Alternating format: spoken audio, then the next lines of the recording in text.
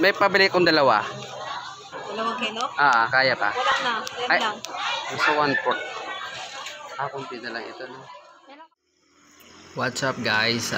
This time punta tayo ng Ojongan, Romblon. Tingnan natin ang bayan ng Ojongan tuwing umaga. Time check natin dito. That time ay 6 o 5:45. So dito tayo sa may Kabaliwan. Isa sa pinakamabilis na bypass road upang marating ang Ojongan. I mean, pinakamadaling way from San Agustin ang Kabaliwan. So tara guys, pasyalan natin. Tingnan natin ang Ojongan tuwing umaga kung gaano ito ka-busy, kasi may info tayo na ang dami raw talagang motorista sa Ojongan at talagang maraming tao na dahil sa maunlad na yung bayan. Tara, let's go.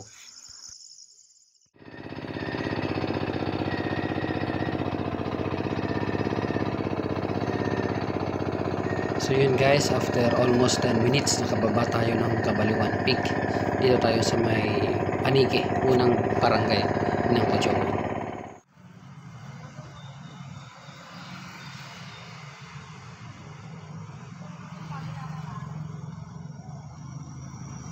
So ayan, ito na tayo sa bayan ng Ojongan.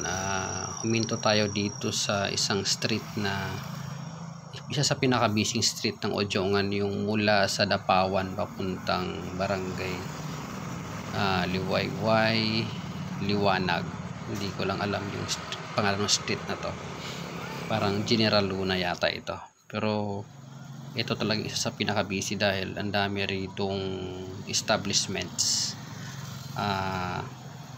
Dito nagsasalubungan yung mga taga Ojongan, yung mga nag-oopisina, mga pumapasok. Kasi sa unahan yan guys ay merong gate ng isang high school. So mamaya makikita natin yung sa unahan yan na merong busy na crossing papunta doon sa kanilang market. So ito yung way na merong tindahan ng motor.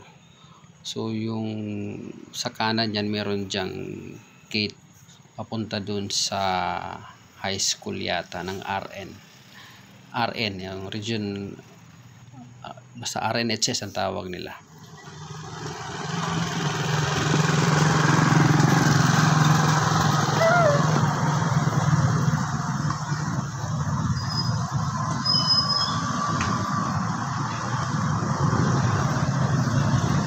Ito naman yung sa unahan ay ang crossing papuntang Palengke. Ayan, dyan medyo nagka-clog pag umaga, oras out ang hali. Din sa hapon pag nilabasan ng mga bata, ganyan ka-busy yung crossing na yun.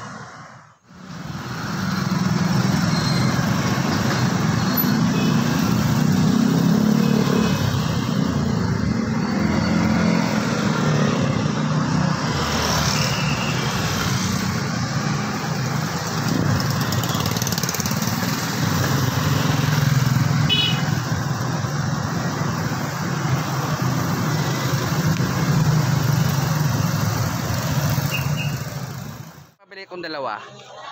Dalawang kilo? Kaya pa. Wala na. Yan Ay, lang. gusto 1/4. Kunti na lang ito, no? Meron ka pa dyan, Kai? So dito pumasok tayo sa may palengke ng Ojongan.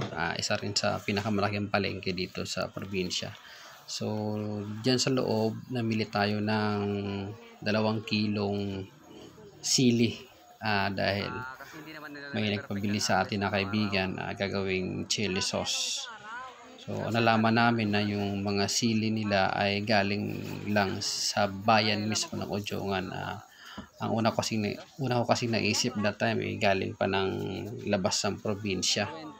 So nalaman ko mula doon sa mga tindera na yan ay sa isang farm, sa isang barangay ng Ojongan, na ang pagkasabi pa ay parang foreigner yung may-ari ng farm. Then buti na lang in-expect natin mahal pero mura lang guys. Nakuha natin yan per kilo ng sa pwestong yan 100 ang bigay sa atin, pero doon sa unahan, may nagbigay pa ng mas mura, 80. So sabi ng mga tindera ay halos once a week daw mayroong harvest na dinadala sa Ojongan at umaabot daw ng almost 50 kilos yata ang ibinabagsak na sili dyan sa market ng Ojongan. Makuha po kayo, sir? Patingin nga po kung pwede pa, fresh pa yan. Sige, pakilo nga ho natira. Magkano po ang ano? Ilan yan? 1.5. 1.5. 1.5. Sige, sabi mo 2 kilo. Sa Oh, sige. Hindi, 1.5. Kalahati na lang sa'yo. Kaya naman, kuha na ako sa'yo. Na-curious tuloy si ate kung anong gagawin ko dun sa 2 kilong sili. So, sinabi ko sa kanya na meron lang kaibigan na gumagawa ng chili sauce na pangbenta rin. So, napag-utusan lang tayo actually. Kaya tayo bumili ng ganyan karaming sili. Pero, talaga namang nakakamangha dahil nalaman natin na meron na talagang sili farm, kaya farm ng sili sa Ojongan. Magandang balita yon sa local economy dahil mga gulay ay hindi na, ang Ojongan ay talagang source ng maraming gulay. Siguro nga dahil sa ganda ng kanilang location and din sa dami na rin ng tao na kukonsumo, kaya naisipan na rin na magsarilin rin ng farm. So it's a good sign ng local economy na merong mga ganito ka-active na mga farmers para gumanda at gumaan pa ang buhay dahil sa mga farm at then sa ganda ng market ng Ojongan.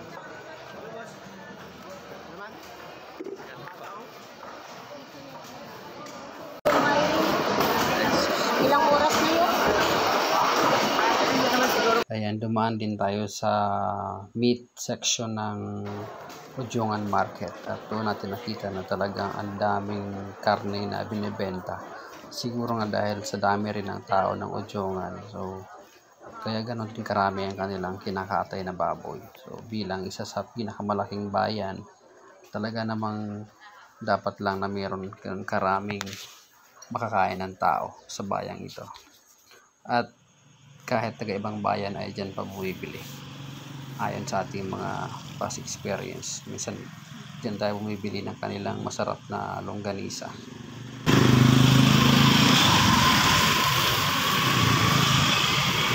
Okay guys, palabas na tayo ng bayan. Dito tayo sa may Puktoy area. May dinaanan tayong bakery, yung sikat na bakery ng Ojongan. Alam nyo na yon, bandang malapit sa ospital, nagsisimula sa letter R. Okay, yan. Medyo crossing din ang lugar nito, kaya marami rin sasakyan ang dumadaan. So, okay guys, dito na tayo sa labas. Malapit na tayo sa pier. Malapit doon sa isang hotel. Tayo pa uwi na. Hahabulin natin yung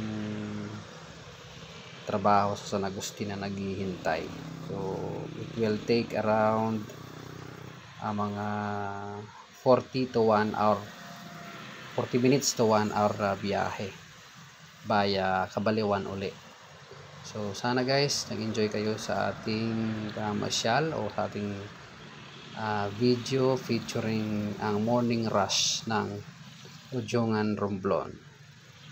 Okay, ingat po tayo at sana nag-enjoy kayo sa mini vlog na ito.